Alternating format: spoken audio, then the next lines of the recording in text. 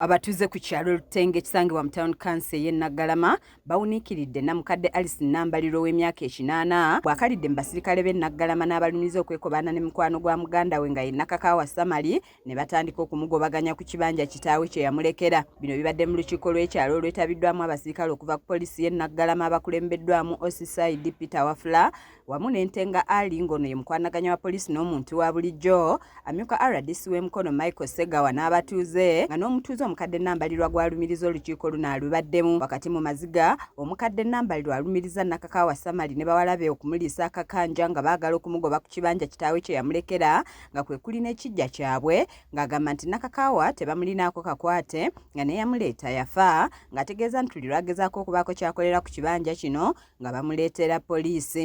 Mulindwa naye munnange wano banzaala omukazi yajja kuzina muganda wange ng'afudde kati antulugunyiza nabagenda kunzita sina buyambi bonna banabonera wano ninga tabu mwana omuganda agenda kunzita buli saa nguli abantu basula mu nju omwo ngenda kufiira wano kati yandete abasajja bali mu nnyumba obajja baga kunteba nyingira kiro abaana bange bazze kati ogwo yesimbamu ndi wano ninga yazza omusango ku nju ya kitange.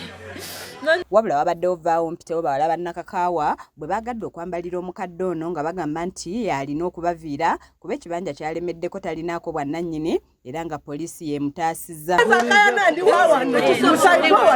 Omukazi atumalako emirembe lwaki yeyefuula amanye ennyo mirembe maama totumalako mirembe nkulaba weetisa olukiiko totumalako mirembe gwe.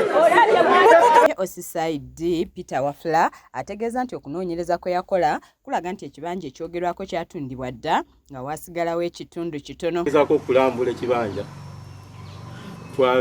kyazuulibwa nti kizinga kyonna kyatundibwa mu baana abo abataano bana abawala.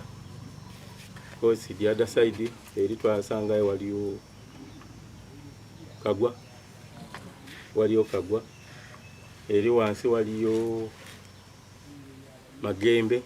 Omukwanaganya wa poliisi n'omuntu wa bulijjo Ntenga Ali asabye abantu obuteemalaamu na byansi kuba buli muntu aziikibwa mu kafunda. Abaana bataano nga maama y'omu ne taata y'omu naye buli omu ng'entegeera endala.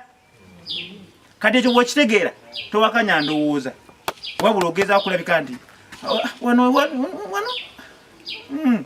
si wabi kasa tulina oluki kuba ku nkomerero ekisinga okwewuunyisa nti by'olwanirira tobirwanira gwe kubisigaza mu by'abantu bo si bwe kibeera abantu bo bagambye genda okwakula entalo ate zinasanyawo abantu bo so obanga olwanirira abantu bo poliisi tekawo emirembe kuba ekisinga musimiki mirembe ojagamba kana lwaki oba ekintu ekitono nga tulimenti kudda just wamu.